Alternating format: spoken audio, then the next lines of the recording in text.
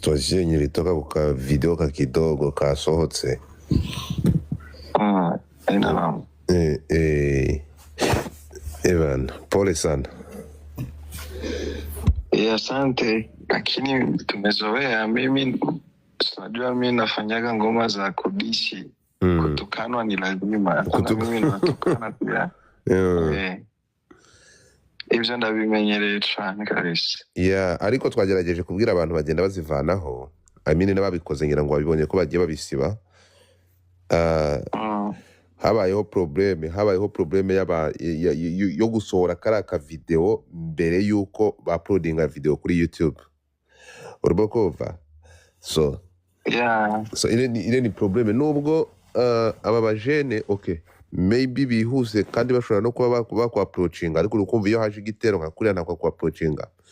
So niyo babivanyeho, ariko noneho ntekereza ko umuntu wakoze biriya bintu niwe nawe nukumugaya wo kuri iyo party yiwanyu. Umuntu wafashe karaka video akagashyira hanze kandi ikiganiro kitarajya hanze, tudashobora kubona the full interview. Urumva? Kusanze abantu bose bantutse nta numwe afise ikosa. Abantu urukumva niba karakaraje nje nkanjye par exemple bakikampa barayimpaye abantu barakaye pe n'abarundi barayimpa barakaye. Ndavuga no interview yose iri he, parce que nje ntabwo ndi bujajinga akantu gato. Dushaka interview turayibura. So bifese ntabwo urukumva abantu vraiment bagututse na of course ukumva niba harabonetse ra interview tukabura ikindi kiganiro bahise bafata ya mbere bararakara. So ahubwo icyo twibaza, uriya muntu wa uploadinze niwe wari wakoresha interview cyangwa nundi muntu? Kweli nta na kimwe ndabizi kuko narifise shooting nyene namaze umunsi wose ndi muri shooting nubibona.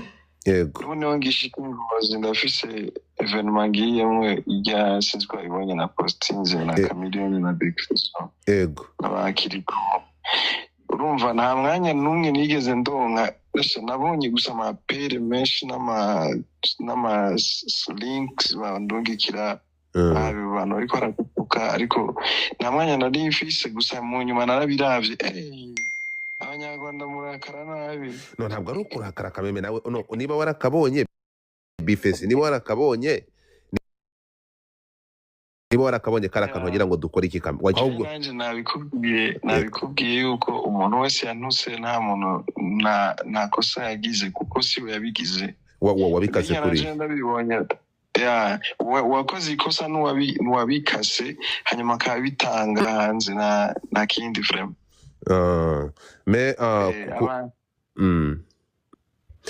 So na Dumba Lucky ba Lisudi baramvugishije barabwira bati kweri vraiment sorry ibyo twari twibajije sivyo. Yego.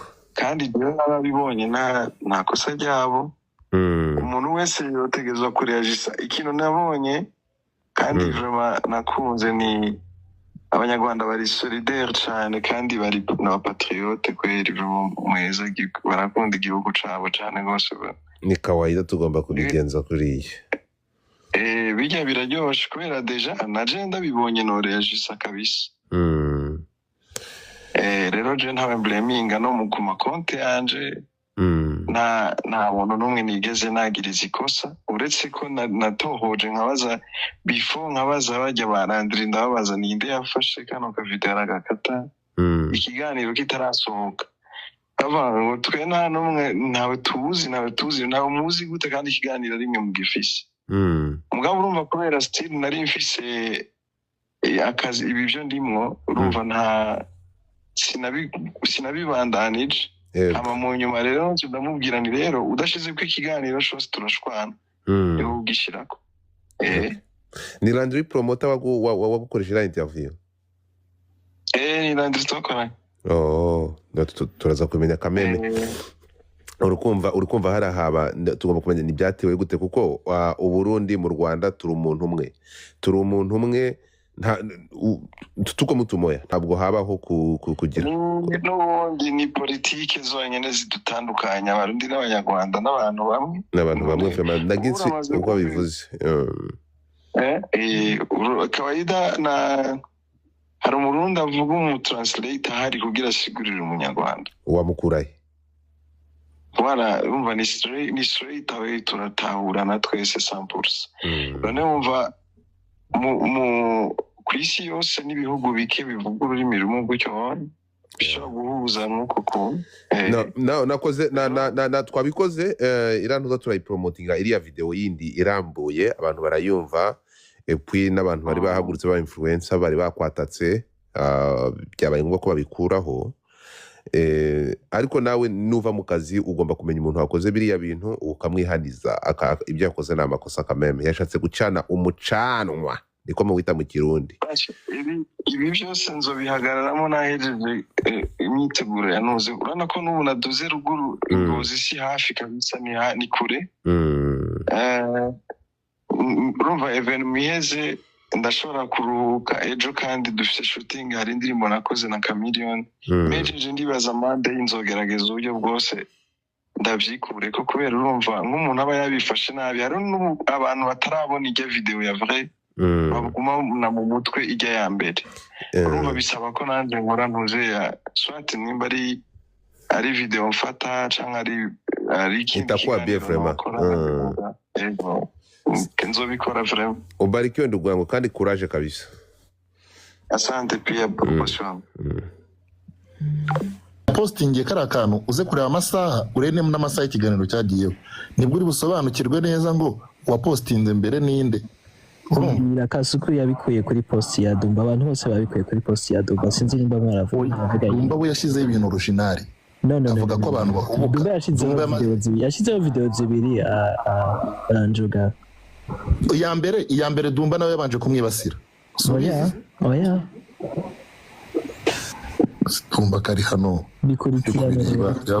kuri Instagram bikurikirano rero uze wavuganye na Kasuku Jeko navuganye na Kasuku original yiwe yayikuye kwa Dumba na nuwa Breminga Dumba so Dumba ikibazo byose ibintu byose anyway ereri yahabaye nyene yabaye so there is nothing changing.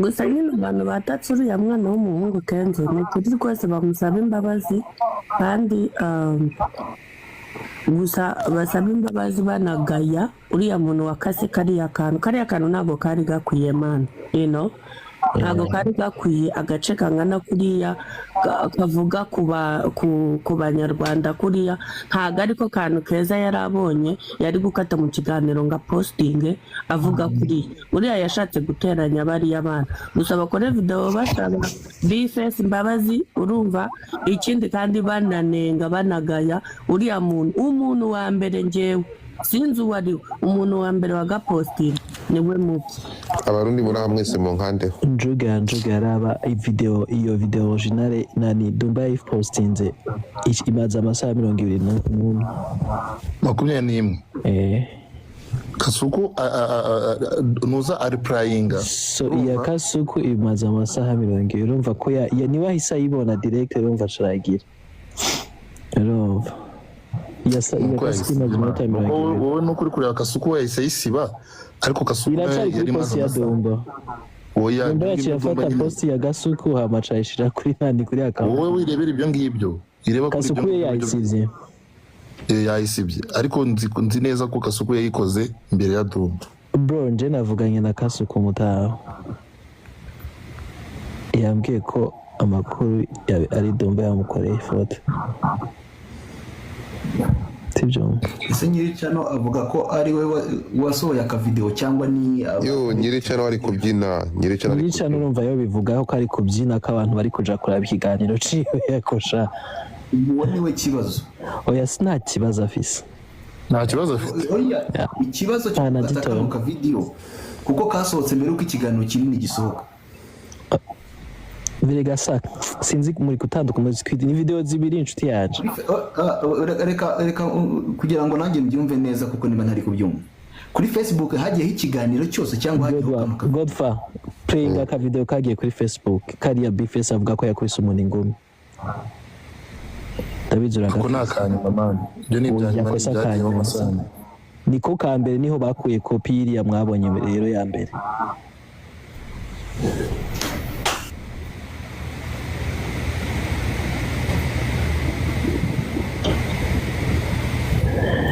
Anyway, mwibitindaho. None nta murundi hano ufite amakweni ngo nkandeho. Abanyarwanda ni imbwa nyine niho nahereye.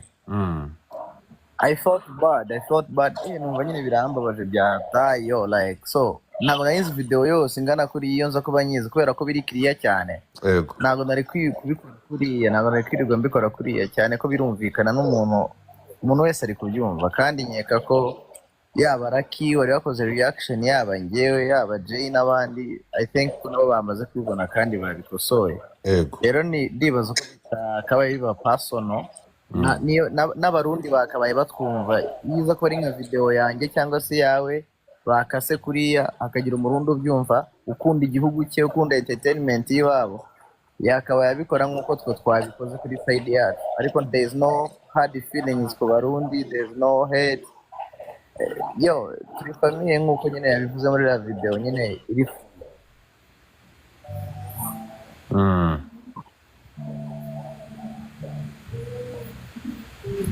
Taiko network.